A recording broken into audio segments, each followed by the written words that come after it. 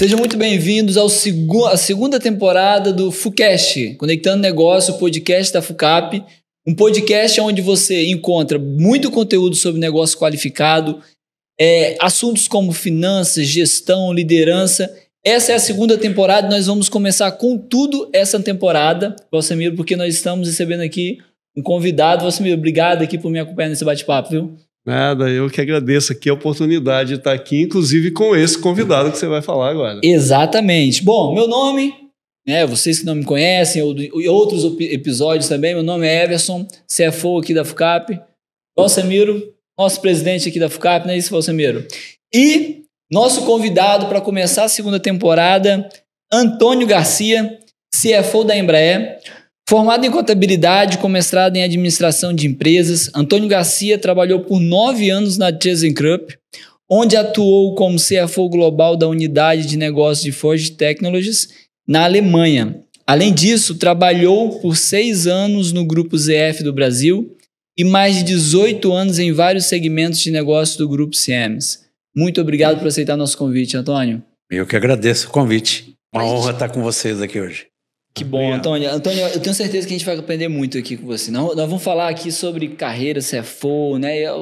Até porque, né, a gente está de frente com o CFO de uma das empresas aí mais importantes do nosso país, e não só do país, mas sim mundialmente falando, né? Falando aí como uma das principais empresas de aviação, né? De que nós temos aí aviões aí comercial, executivos, e deve ser realmente um desafio, né? Fala um pouco pra gente o desafio do dia a dia como CFO numa empresa como essa, Antônio. Fique à vontade. Acho que tem... Bom, eu sou responsável por relação com investidores. Eu tenho IT, eu tenho a parte legal comigo, tenho a parte de IT. A gente estava conversando agora há pouco. Tem a parte de tesouraria, contabilidade, impostos, controladoria. Eu acho que desafio em empresa de tecnologia, o primeiro é segurar mesmo a turma para gastar o que precisa, não o que quer. Empresa que nem a nossa é uma empresa de ciclo longo, né? Imagina que o avião tem ainda Bandeirantes voando, ainda tem Brasília, que já tem 30 anos voando, avião que está cheio de avião nos Estados Unidos voando há 20 anos já. Então, assim, você toma uma decisão de investimento, então tem que ser muito bem trabalhado isso, para você não tomar uma decisão de investimento errada, que pode comprometer bastante dinheiro. Então, a gente tem várias preocupações. O mercado de capitais é uma boa, uma grande. A Embraer tem eu acho que tem uma característica até própria, né? A Embraer não tem dono. A gente fala que é uma full corporation. Então, você não tem um acionista de referência. Bem pulverizado. É pulverizado para você ter lá 85% das ações no mercado, aliás, novo mercado, você precisa de 100 acionistas. Então lá é um com 10%, que é um fundo de pensão lá de San Diego, na Califórnia. Aí você tem BNDES com 5, outro com 5, aí depois é 4, 2, 1, 0, 0, 0, e vai. Então, isso... E é uma coisa que me preocupa todo dia, né? Você tem que ter uma governança muito forte. Isso é quase uma imposição de você fazer tudo correto. Governança. Você trabalha com material controlado de defesa. Você também tem uma forte governança para mexer com as agências americanas e europeias de material controlado. Você não pode vender para todo mundo. Assim... tem um monte de particularidades de uma indústria dessa que acaba colocando também no CFO bastante trabalho e preocupação, mas também muita diversão e muita energia, né? A gente tinha tudo para quebrar em 2020. Hoje a gente está muito fortalecido. Tem uma história bacana por trás, né? Parte da Embraer ia ser vendida para a Boeing, acho que vocês sabem. Sim. Inclusive você entrou ali logo depois, eu entrei, né? eu entrei antes, que era para cuidar da empresa antes? nova. Fui contratado para isso. Por sorte não aconteceu. A gente continuou com a empresa toda íntegra. Então, hoje, depois de 5 anos, vocês verem onde está uma empresa e onde está outra, a gente talvez tenha conseguido reverter a situação e está muito bem, obrigado, e olhando para o futuro brilhante, né? E acho que a Embraer tem uma característica, né? Um dos primeiros lá, pode falar do fundador, a pessoa que foi Osiris Silva, acho que você já ouviu ele falar, né? Ele falava um negócio muito engraçado, né? Muito legal, muito fundo, profundo, né? Acho que vocês têm que estar comprometidos com o sucesso de hoje e com o sucesso de amanhã. Por essa característica de longo prazo. Você toma uma decisão hoje que vai garantir os próximos 10, 20 anos. Assim, não é uma coisa de imediata. É uma outra visão. E falando aí do produto lá, um produto de longo prazo realmente, né? Produzir um avião não é uma semana, né? Há anos aí para chegar ao final. Então, assim, um modelo novo, por exemplo, é muita pesquisa, muito desenvolvimento que precisa, né? Muita pesquisa E aí você falou aí que você também, a parte de TI está sob sua asa lá, né? Do CFO lá. Imagine que a parte de segurança de dados seja algo também bastante importante aí na empresa, porque ela tem muita informação estratégica, né? De forma geral. E não só isso, né? Hoje, nessa modernidade toda que a gente vem avançando, né? A parte de inteligência artificial, toda essa questão, como é que é isso hoje lá em termos de avanços, né? Já que vocês têm uma área de pesquisa muito forte, eu acredito que em todos os ângulos da empresa, como é que tem avançado essa parte de dados mesmo, né? Principalmente usando a inteligência artificial nesse processo como um todo? A gente está passando por uma transformação digital agora. Então a gente chegou à conclusão, primeiro, precisa ter uma governança única para usar todos esses inteligência artificial, todos essa process mining, tudo que tem de ferramenta, né? Blockchain. A gente entendeu que precisava de uma governança única. E a gente também entende que só ter inteligência artificial não é uma coisa que por si só resolve. Você tem que ter escalabilidade. Senão, o ganho que você tem, ele é parcial. O que a gente está fazendo na área de IT? Eu já chego no AI agora. A gente está mudando completamente a arquitetura da companhia. Harmonizando os dados, harmonizando as camadas de dados que vão ser a base em cloud ou não em cloud, para o pessoal lá do app começar a usar isso de uma forma mais dados em massa do que simplesmente pedaços da companhia. Então, a gente está nessa parte agora, a gente separou um pouco a parte de digital da parte de IT tradicional. Porque um tem uma função de disponibilizar os dados para que o pessoal de digital, aí sim, use toda a energia e todo o potencial do AI. Eu vou dar um exemplo. A gente tem um exemplo simples. Você vai desenvolver uma peça, parte de uma peça de um avião, pequena. Um pedaço de uma fuselagem, uma barra, alguma coisa. Normalmente a gente gastava uma semana. Hoje você gasta horas, porque você usa o reuso com inteligência artificial, mudando os parâmetros, você tem isso muito mais rápido. Controles internos, né? Eu sou responsável por controles internos, SOX da companhia. Então, assim, a gente consegue hoje fazer tarefas que levavam uma semana, você faz em horas, com uma abrangência muito maior. Então, eu tenho em cada uma das minhas áreas um engenheiro de dados. Mesmo em finanças, mesmo em Texas. Legal, cara. E a gente quer aumentar isso. Porque você não pode querer centralizar isso na companhia. É de todo mundo. Então, a gente está tendo que se reeducar, todo mundo, né? Como você trabalha com essas novas tecnologias. Isso tem funcionado muito bem. Às vezes entra um estagiário de fora que consegue fazer uma aplicação que não precisa nada. Só precisa sentar, ter um pouco de facilidade e ele conseguiu ajudar a gente. Então, isso assim, é um outro mundo que está vindo. Eu acho que, como CFO, a gente conta com isso para melhorar a produtividade e a eficiência da companhia. Não tem dúvida. Você comentou sobre as tomadas de decisões, principalmente voltadas a investimentos. Acho que imagino que quando você entrou ali, próximo àquele processo, né, da Boeing ali, se teve muita tomada de decisão para chegar, né, graças a Deus, aí no cenário que a Embraer está hoje, né? Acho que talvez uma expectativa de 6 bi, né? Talvez aí de faturamento no final do ano, talvez aí, né? De 24, né? Porque 24. Na próxima divulgação, né? E aí, quando a gente fala de tomada de decisão de investimento, como é que funciona dentro da Embraer hoje?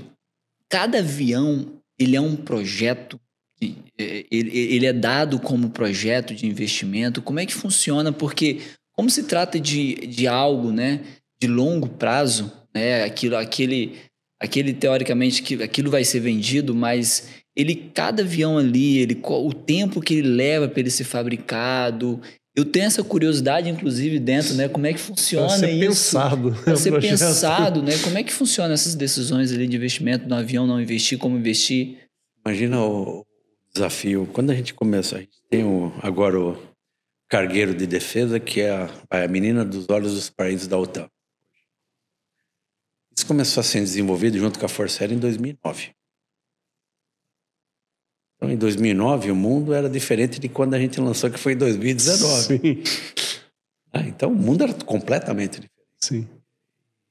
Está todo mundo comprando avião. Porque o mundo está diferente. Tem guerra regional, tem ameaça de guerra maior. Então, como o mundo está passando por uma globalização fragmentada, inclusive na geopolítica, o mundo é diferente. E esse avião, ele caiu na hora certa.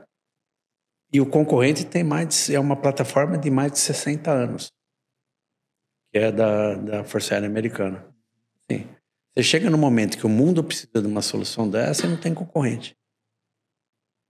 Lógico, às vezes a geopolítica atrapalha, mas assim, quando você toma a decisão, por exemplo, se a gente tomar a decisão de lançar um avião hoje, começar a fazer, sim, provavelmente eu já não vou estar mais trabalhando, sim, na companhia quando ele for ao mercado, já vou ter me aposentado. Então assim, a gente toma muito cuidado. Muito cuidado, e a gente tenta não só checar os econômicos, mas também ter apoio dos clientes. A pior coisa que pode acontecer, que foi o que aconteceu com a Bombardier, por exemplo, é você entrar no mercado com um avião sem suporte dos clientes. Não vai. Aí, para você fazer o de-risking, para reduzir o risco mesmo no projeto, você tem que ter quem compra. Porque senão, concorrência, você pega uma Boeing e Airbus, eles são... A Airbus é 10 vezes maior que a gente, a Boeing acho que 8. Um piscar de olhos, eles quebram a gente. Assim, a gente... tem outros fatores também, né? Enquanto você não tem um negócio aprovado pelo Conselho de Administração, você despesa tudo. A partir de que você tem um modelo de negócio com acima de 90% dos fornecedores escolhidos, os mercados, você não capitaliza isso. Como a gente faz hoje. Assim, é um processo longo, processo detalhado, até você tomar a decisão. Sim. Vai dar certo? O E1, que é um avião que a gente já produz há 20 anos, o plano inicial dele a gente imaginava fazer 600 aviões.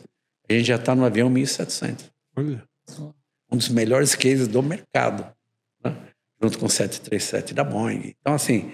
Mas tem coisa que não dá certo também, né? Você vê lá o A380, o outro exemplo. Assim, eu acho que não é só para avião, não. Acho que, no geral, a alocação de recursos, eu acho que é uma tarefa para um CFO, talvez uma das mais desafiadoras. Porque uma empresa desse tamanho, todo mundo quer fazer um monte de coisa. E às vezes você percebe que uma empresa grande... Às vezes tem muito distração. Vamos fazer um negócio aqui, vamos fazer um negócio ali e tal. Quando você vê, tem um monte de negócios adjacentes que não geram valor. Divide as energias e você gastou dinheiro, investiu dinheiro. Né? Então, assim, a gente tem sido muito diligente, de preferência investir onde a gente tem um retorno melhor para o acionista, do que simplesmente investir em todo lugar. Perfeito. Se a gente for olhar a experiência do Antônio ali, não só na Embraer, mas várias outras empresas que você também passou, né? Se a gente olhar o CFO, né, lá de trás, 20 anos atrás, né, para hoje, né? O que mudou? O que evoluiu nessa função especificamente? Né? Que habilidades mais um CFO precisa ter para estar realmente nesse mundo dinâmico de hoje? mudou muito ali aquele CFO lá dos 20 anos que você comentou aí, né? Mudou muito pro Antônio hoje? Eu nasci e cresci e vivi numa fábrica. Eu não gosto de ficar em escritório. Acho que um CFO ele tem que saber de quem você compra o material, quem produz e para quem você vende. Para você poder entender a cadeia de valor e poder fazer seu julgamento. Claro. Acho que o CFO tem que ser o fofoqueiro da rua, tem que saber tudo que acontece, dos vizinhos também. Muito bem informado. Impactar na estratégia da companhia. Cada um tem a sua competência. Um olha a parte financeira, o outro tem a parte comercial, tem a estratégia da empresa que vale para todo mundo. Então, você passa o dia inteiro fazendo julgamento. Mas eu acho que o que me levou para esse cargo hoje não é nem um pouco diferente do que era no passado. Olha, os meus colegas me chamam de CFO raiz. CFO raiz. Isso, que é o cara que não tem aquela linguagem muito polida. CFO gosta de falar difícil, isso, aquilo. Os caras não entendem, meu. Os caras não entendem. A gente já fez finanças para não financeiros, finanças para engenharia, junto com isso, até. Sim, não adianta ficar com essa linguagem muito técnica, os caras não entendem. Você não traz os caras com você, entendeu? Sim. Eu, quando explico o endividamento da companhia, eu tento falar para os funcionários aqui no Brasil como se ele estivesse pegando dinheiro no banco, pagando mais caro ou menos caro. Não adianta ser, eu paguei spread, treasury, ninguém vai entender. E às vezes na empresa também não. Então, assim, esse trabalho é de... E muitos têm vergonha de dizer que não entenderam, né? Exatamente. Então, esse trabalho de você tornar a comunicação efetiva, eu sei que a parte do CFO é muito técnica, né? Mas falar de contabilidade, mercado de renda fixa, de mercado de capitais, tem muito indicador.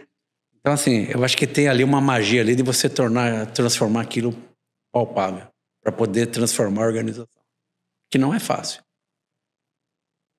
Até porque um dos trabalhos ali, né, do CFO é justamente esse, né? Comunicar, inclusive de uma forma, principalmente companhia aberta, né? De uma forma que aquele investidor que não tem o conhecimento, por exemplo, que vai lá e investe porque gosta de investir, mas não tem o conhecimento financeiro de toda a construção daquele valor, ele entenda de fato também da mesma forma que o cara que tem o conhecimento avançado, ele está entendendo.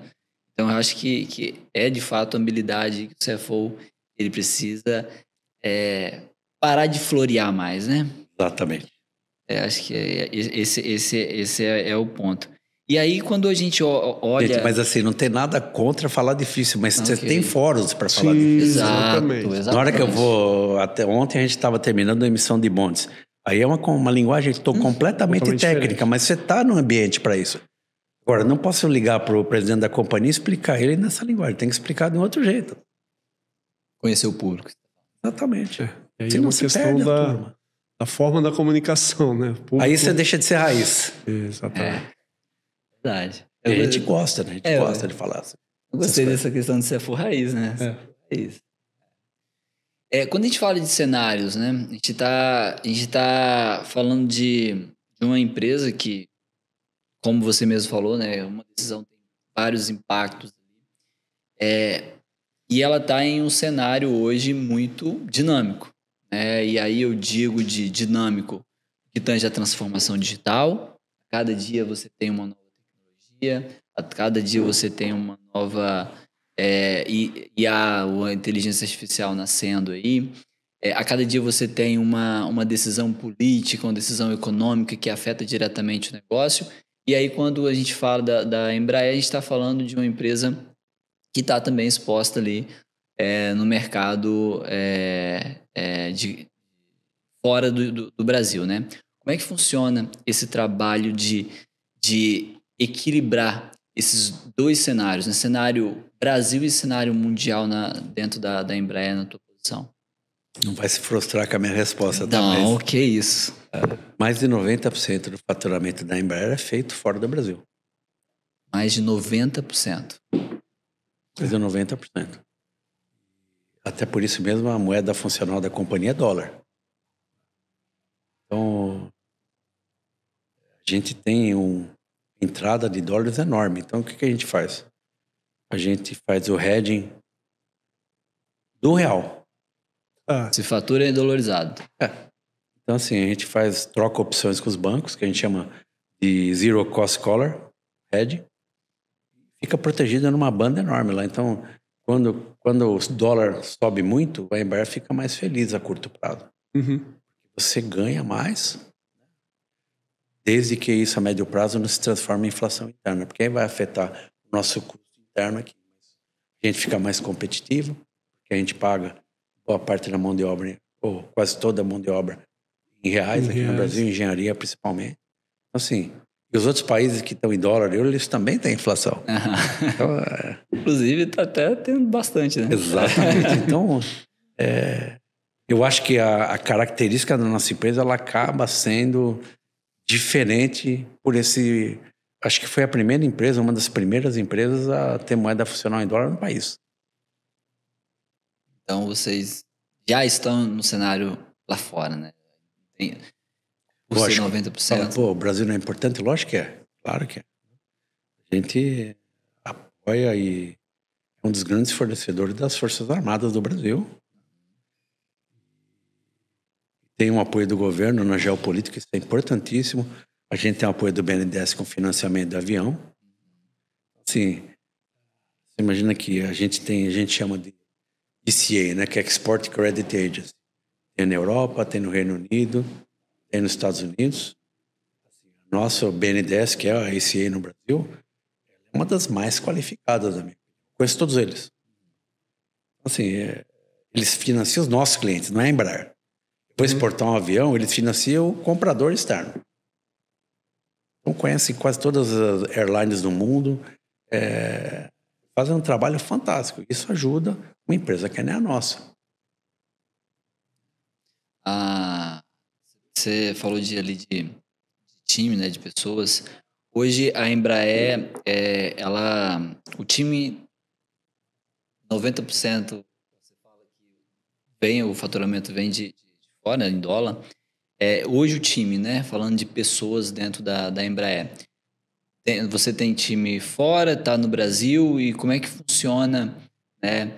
A gente está vivendo ali um momento que a discussão trabalho, a discussão mão de obra, a discussão capital intelectual, a discussão capital, captação de pessoas bom, de time bom, ele está sendo realmente muito discutido. A gente fala de gerações, temos várias gerações nas empresas, enfim. Como é que é isso para a Embraer? Você sofre o que a gente sofre? A gente, assim, em termos de qualificação de mão de obra, eu acho que hoje ela continua tendo gente para trabalhar, mas a gente investe mais em treinamento do que investia no passado. Isso aqui no Brasil e Europa, Estados Unidos, isso já é uma realidade há algum tempo. A gente tem, lógico, trabalho híbrido para várias camadas da companhia. Eu, pessoalmente, não gosto, mas aí é uma opinião. Eu sei que faz parte, tem que aceitar, mas como eu trabalhei muito tempo em fábrica, eu admiro o pessoal do chão de fábrica. Olha, o cara ele não tem esse privilégio de ficar em casa 2, 3 dias. Tem que trabalhar para fazer avião, para isso, aquilo, né? Então, assim, eu acho que as coisas têm que ser balanceadas para poder ter... A gente trabalha muito eu prezo muito para apreciar, dar uma apreciação e uma atenção pessoal de fábrica. Então, legal. A gente tem o trabalho híbrido em algumas funções, 2 dias por semana, 2 a 3 dias, depende da área. E isso é uma avaliação constante que a gente faz de cenários. Hoje eu tenho shared service, eu tenho funcionário no Brasil inteiro. Apesar de ser uma empresa 100% no estado de São Paulo. Sim. Tem bastante gente fora que já foi contratada nessa modalidade. Mas eu ainda, até pela minha geração, né, eu ainda gosto muito de ver todo mundo junto, né? Pessoal do escritório e de fábrica. Mas aí é o Antônio, né? Acho que tem que ter nem ao céu nem à terra. Sempre tem eu sempre acho que tem um negócio que é bom para os dois, né? Então acho que tem um meio do caminho que acaba funcionando. Tem coisas... O shared service é uma área transacional. Você não precisa ter todo mundo todo dia. Sim. Tá? Então, Mas as pessoas, elas estão... teve uma pesquisa recente que, inclusive, já até trouxe isso, que agora as pessoas estão querendo voltar às posições físicas de trabalho ali, né?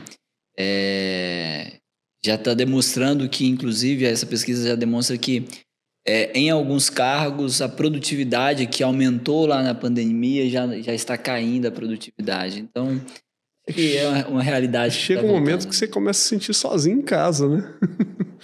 Dependendo de como você fica. Assim, a gente discute bastante isso também. Eu acho que é uma coisa que talvez... Eu acho que nem muita produtividade, mas uma coisa que a gente percebe que impacta na cultura da companhia. Eu, como CFO, sou um dos caras que ajudam na cultura. Porque a gente fica lá procurando a medida de eficiência, redução de custo. Tem uma cultura com gente engajada que é muito melhor do que corte de custo. Do que cortar custo. Como é que você faz? Como é que você desenvolve cultura só ficando em casa ainda? E principalmente hoje, né, que assim, tem uma diversidade, né, de pensamentos, de formas. E isso, assim, as novas gerações ainda carregam com mais tecnologia, outros menos tecnologia, ou seja, misturou tudo agora, várias gerações. Então, assim, lidar com esse ambiente, né, onde você tem percepções diferentes e tal, para unificar isso numa cultura dominante dentro da empresa é um grande desafio. É um grande desafio. E se está longe, pior ainda, né? Eu acho que isso vai mudar por si só, naturalmente. Porque a gente fez tudo isso por causa da Covid. Mesmo antes da Covid, eu já não trabalhava de sexta, eu ficava em fazer de casa, home office. Antes da Covid. Sim. Mas era por questões ali da forma com que as coisas aconteciam no trabalho. Então eu já conseguia ficar um dia por semana, mas um dia por semana. Eu já vim antes de começar a Covid, eu já tinha essa cultura, eu trabalhava na Alemanha na época. Então de sexta eu fazia de casa o trabalho. Hoje eu vou tudo. Sim. Normalmente, pela minha geração, talvez a sua também, é o primeiro a chegar no escritório. Né? Primeiro a chegar no escritório. Não só na sexta.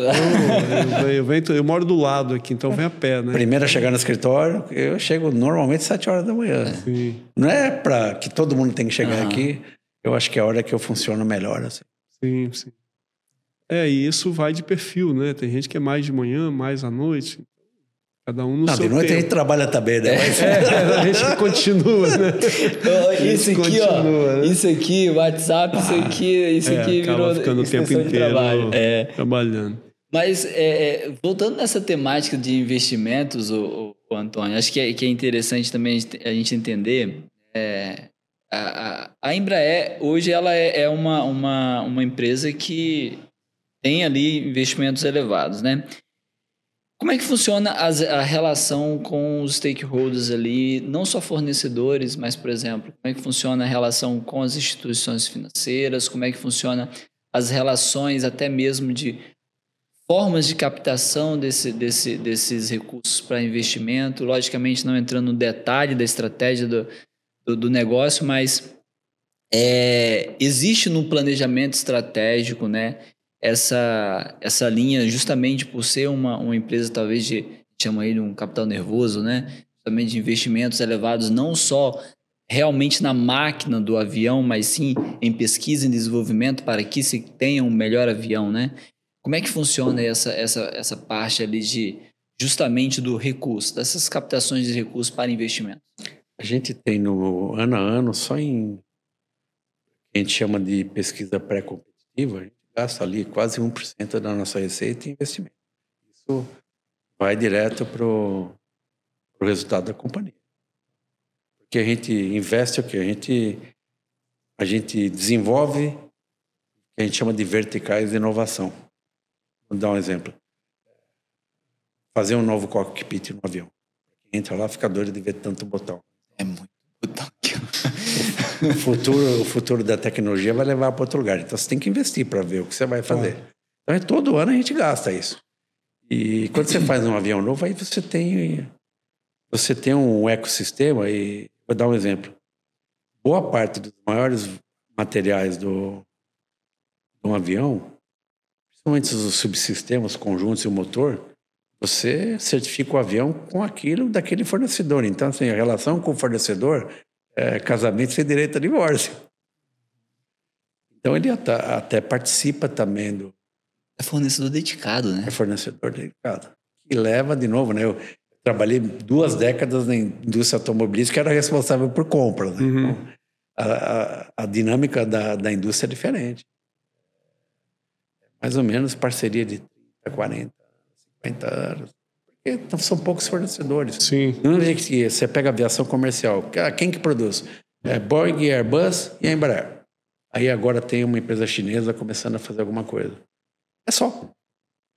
Quem produz motor? É a GE, Rolls-Royce e a Pratt Whitney. 3.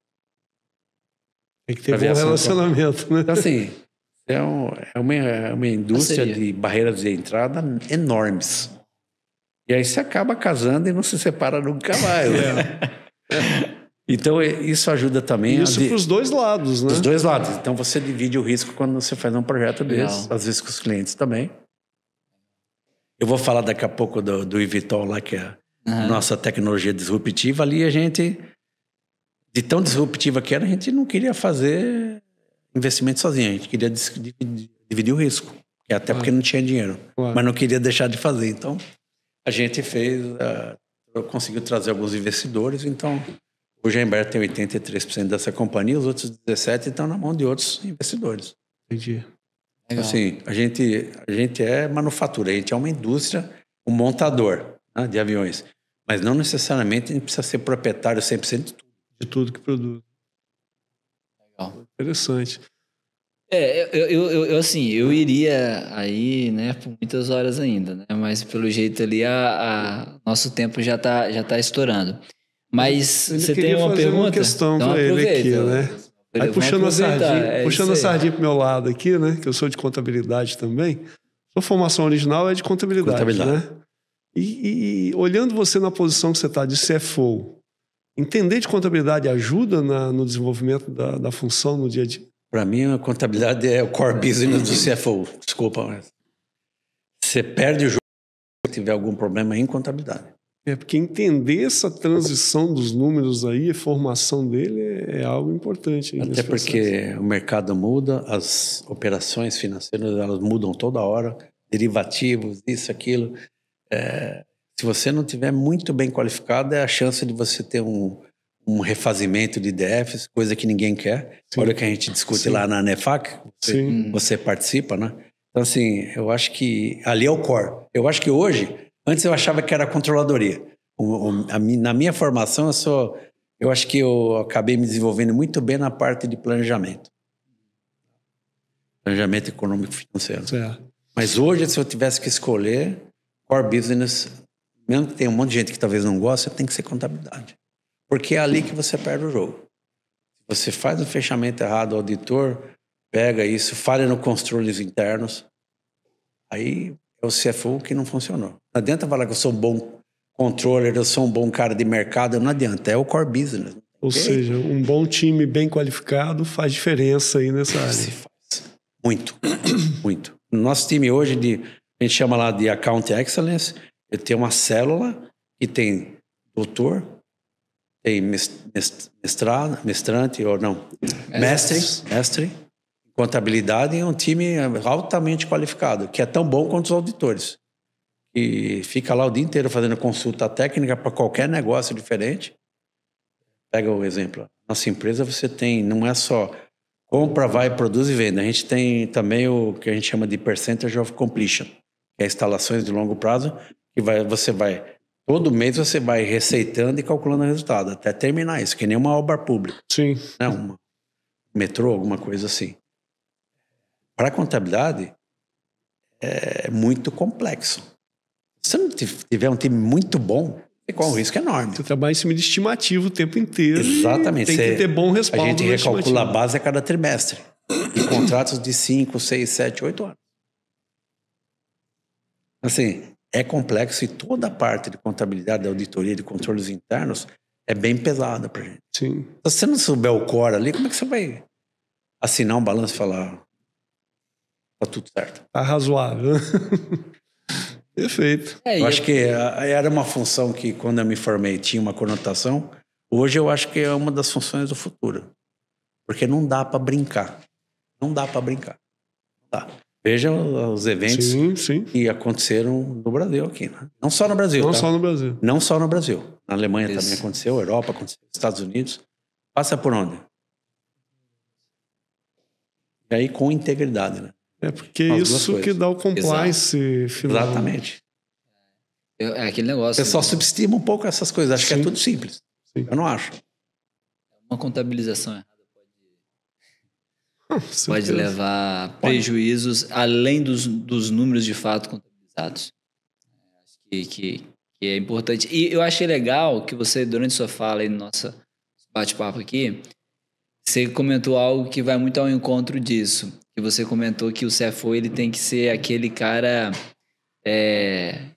que está sabendo de tudo ali. E na contabilidade, né? Na contabilidade, realmente, você dentro da contabilidade, você conhece o negócio. O reflexo do negócio, o reflexo da operação, o reflexo do que está acontecendo, ele está refletindo também no que está contabilizado, está traduzido na contabilidade. Então, acho que é por isso que achei bem legal essa sua fala, destaquei ela, porque você precisa conhecer a operação, e principalmente quando você fala que você é o tipo do CFO que está lá na operação, que não está dentro do escritório, mas está lá se relacionando, vendo seus fornecedores, seus clientes, é justamente quando você vê a demonstração, você está vendo o dia a dia ali da operação dentro da empresa. Sabe qual que é a contrapartida disso? A mentalidade europeia, por exemplo, diz que o CFO tem que ser o cara mais chato na empresa. Eu escutei isso. E eu não acho que é assim. Se você interagir com todo mundo, sair do seu escritório e fizer gemba, né, que a gente fala, no Lean você fala gemba, vai lá onde as coisas acontecem, interage com todo mundo, o pessoal vai te respeitar quando você falar, olha, não tá legal assim. E não precisa ser o chato, o cara arrogante para fazer isso. Agora, ficar num escritório corporativo lindo e maravilhoso, só falando um monte de coisa, não acho que funciona, não. Perfeito. Correto. Gosto muito dessa fala. Correto. Muito bom, Antônio. Antônio, obrigado. Eu acho que foi realmente um bate-papo muito proveitoso, muito gostoso aqui. Realmente a gente não só aprendeu, mas também conhecemos um pouco mais do Antônio, e além do Antônio também da Embraer, um pouco mais ali da operação. Acho que parabéns pelo trabalho que você tem feito aí nesses 5 anos, né, de 2020 para cá. Eu acompanho ali algumas DFs da companhia e vejo a evolução que realmente a companhia tem tido aí, né? Eu vou acompanhar o resultado que vai vir e eu tenho certeza que vai ser coisa... E ainda ganha prêmio. Ainda ganha prêmio, porque foi premiado no NEFAC, sim, né? Sim. Conheci o Antônio lá na premiação em São Paulo. Exatamente. Mas aliás, parabéns. Parabéns a vocês pelos 25 anos. Obrigado. Isso aí. Parabéns aí a você. 25 anos. Esse ano, em março agora, 25 anos de FUCAP. Isso aí. Antônio, muito obrigado. Obrigado, eu que agradeço. E você que está nos ouvindo, nos assistindo, ô Valsamiro, obrigado por me acompanhar aqui no bate-papo, viu? Estou sempre aqui. Agradeço também a você que está nos ouvindo, nos assistindo. Temos episódio também, toda semana nós temos episódio novo. Acompanhe nossas redes sociais, nós estamos nas principais plataformas, nós estamos no YouTube, no Spotify, então acompanhe nossos conteúdos, acompanhe nossas redes sociais, você vai encontrar também cortes desse podcast, então fique atualizado de conteúdos realmente altamente qualificados. E até o próximo episódio.